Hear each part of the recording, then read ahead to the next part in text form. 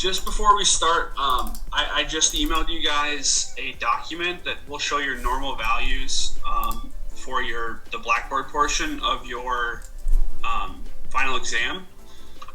Alright guys, just finished the first part of my hematology final. We have two parts of the exam, one part being an NBME and the second part being an in-house exam written by our professors.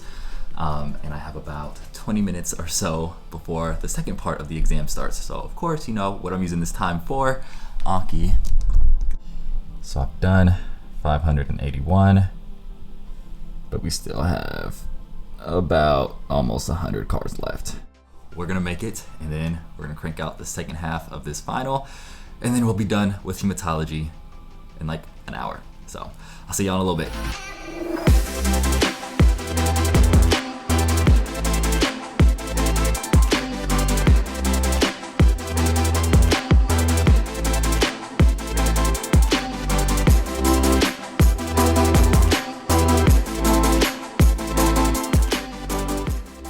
Guys, we are officially done with both of my finals. They went well, and I'm done with Anki. You can see, cranked out about a little under 700 cards. It's literally like the best feeling in the world to be done with a final and be done with my Anki. We done. I'm gonna tell you guys all about the final. I'm gonna tell you guys about what we got going on today, and we're gonna do a lot of research, which you guys are gonna hear more about too.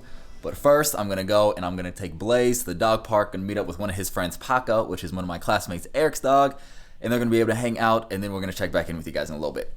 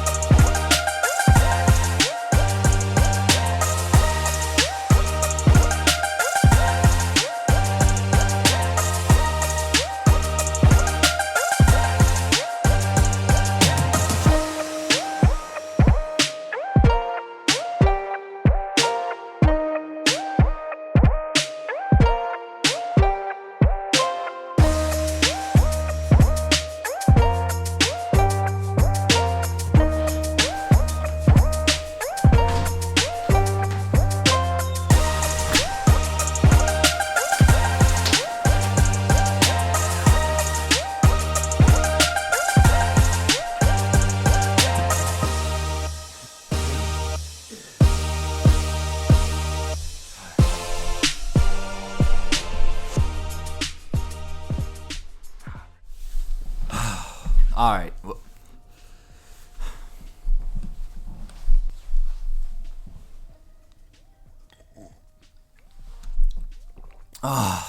We can officially start this day.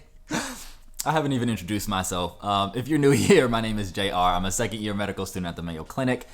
And if you saw my last vlog, you know my most recent block was hematology.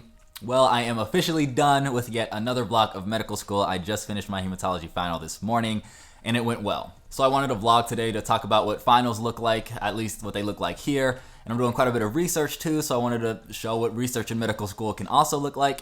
And I also have a special announcement, but more on that later. Now for my final, this was actually broken up into two separate exams, an NBME portion and an in-house portion. And NBME just stands for National Board of Medical Examiners. And these are the same people who write your shelf exams during your third year clerkships or the USMLE STEP exams. And a lot of schools like using exams that are written by this governing body because it's going to best represent the exams that really matter while you're in medical school. For this NBME exam, we had 60 questions, maybe around an hour and a half or so to complete it, which is plenty of time because it usually takes about a minute or so per question.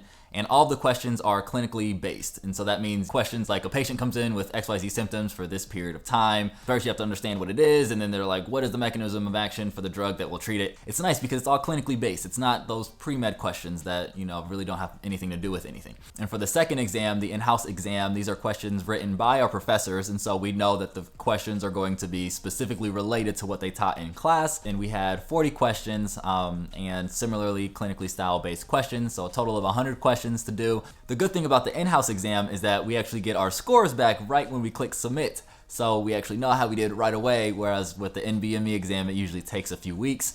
But I felt good with the NBME exam, and I know I did well with the in-house exam. So we are officially done with hematology. Now, the final school-related thing that I have for today is an autopsy orientation. Part of our curriculum is actually being involved in an autopsy, and so we're actually having an orientation on what we can expect in that experience. And then we'll crank away at some research. I'll show you guys what that looks like, and we'll go from there. But actually have to hustle into this meeting because it starts at 1 and it's 1. So I'm gonna hustle over there, and I'll see you guys in a little bit.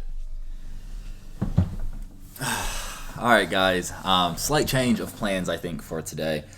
One thing I'm very adamant about is just keeping this channel as authentic as possible, always demonstrating who I truly am at all times. And I don't think I'd be doing that justice if I didn't, say that I am not feeling great right now. As I'm recording this, it's Friday, November 19th, and it's about 2 p.m. and just got news of the Kyle Rittenhouse case. And he was essentially found not guilty on all charges. If you're unfamiliar with the case, it is the case of a 17-year-old going to Wisconsin and with an AR-15 and shooting people who were protesting. And the defense was he was protecting businesses and self-defense protecting himself. I know talking about topics like this are not ways to gain subscribers or to, whatever. And some people may throw hate in the comments or unsubscribe, and that is your right. But again, I want to just keep this as authentic as possible, and I'm very upset with the news of that. And sometimes, regardless of what we have going on, things from the outside, I just took a final and it went well, and I'm like on a high, and then I get news, and then it's like, I'm angry, I'm frustrated, I'm sad, I feel for the victims, I feel for the people directly affected by this, and this is just also a platform sometimes for me to vent. I know some people have already turned this video off, and that's completely fine, but I was listening to Sean King talk about the verdict and some of the details related to the case, and though I'm still extremely angry and I'm probably going to be pretty upset for the rest of the day at least, I have a little bit more understanding on how a 12-year-old boy named Tamir Rice with a toy gun can be killed, but a 17-year-old boy with an AR assault rifle can be found not guilty of murder. And it's essentially the criminal justice system was not designed to protect people equally, and laws were not designed to do that. And it's something where, we see these things happen, and it's to the point where it's like, I'm not even surprised anymore. And this is why people say I'm not surprised that things like this happen, just because the laws were not necessarily created to protect young black boys as they were to protect young white boys. But even if we expect things like this to happen at this point, and even if we understand why things like this are happening, I think it's important that we don't shove down those feelings of frustration and anger, because those are usually the feelings that motivate action, that motivate the fight for change, and America is in a great need of change. And so I'm just going to take some time, pray. I'm probably going to call Madison and just try to get myself in a better mental state, better emotional state, make sure that everybody else that I know is in an okay mental state, emotional state, continue to build a community of support and encouragement with people. And I will probably still check in with you guys later once I'm kind of in a better state. But again, I just wanted to always keep this as authentic as possible, and I appreciate you guys, the ones who are still here, for listening and let me vent. But I'll check in with you guys later.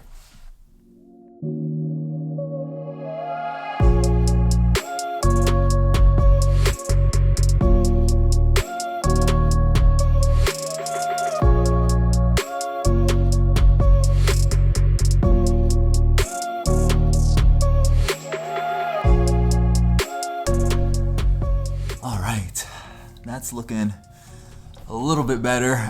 Just finished the haircut, now finally gonna get going on a bit of research. Not gonna get done as much research as I had planned for today, but some days are like that. I still wanted to describe to you what research, at least for me, looks like in medical school. And I think this is probably gonna be the case for many students who are at least first or second year medical students. For me, it is currently chart reviewing, which is everybody's favorite.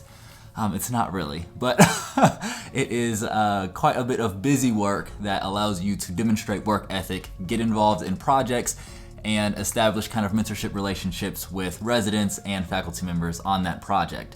Now, essentially what that means is when a faculty member or a resident has an idea for a project and has to go through dozens, hundreds, sometimes thousands of patients' charts, going through all of those charts and creating that data sheet for the residents or the faculty members to look through as they analyze the data for their project, oftentimes falls as a medical student responsibility. And doing chart reviews like this will definitely put you as one of the authors on the manuscript, which hopefully will get published, but it is very busy work. Sometimes students can spend months of chart reviewing, hours and hours a day of kind of going through patients' charts, documenting whatever data that they're looking for, and repeating patient after patient after patient after patient after patient. So as you can see, it can definitely become exhausting, definitely time consuming, but honestly one of the best ways to demonstrate work ethic to some of the residents and faculty members that you're working with. If they give you a ton of charts and you get it back to them faster than they expected, that's really gonna show, that you're a really hardworking medical student.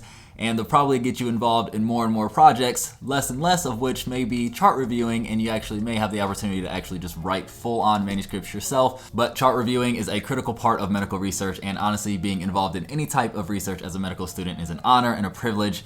So I'm gonna get cranking away at this. I probably won't see you guys again for today, but that reminds me on the news that I was excited to share with you guys, and that is I am creating a playlist catered towards pre-medical students, essentially talking about everything that you need to know to get into medical school. One of the playlists that actually started this channel was everything you need to know on the medical school application. So not only am I going to talk about everything just as a pre-medical student, but I'm actually going to redo the videos on the medical school application, creating a little more high quality videos. If you go back and look at some of those, make me cringe a bit. But it's just going to be an all-in-one kind of playlist for pre-medical students to kind of see everything from the pre-med recs to the medical school application to interviews, and you'll really have a good idea of what you can do as a pre-medical student to give yourself the best shot at getting into medical school. So I really think you're gonna love that playlist. I'm super pumped to share it with you guys. So if you're a pre-medical student or know a pre-medical student, definitely put that playlist on your radar, but I'm gonna get cranking away at this research. I hope that you guys enjoyed this video. If you did, make sure to like and subscribe if you haven't already. And as always, keep evolving, and I'll see you guys in the next one. You coming to say what's up, Blaze? Oh. Where's Mom? Where's Mom? Where's Mom? Alright. One catch, then we're done. You better not drop it.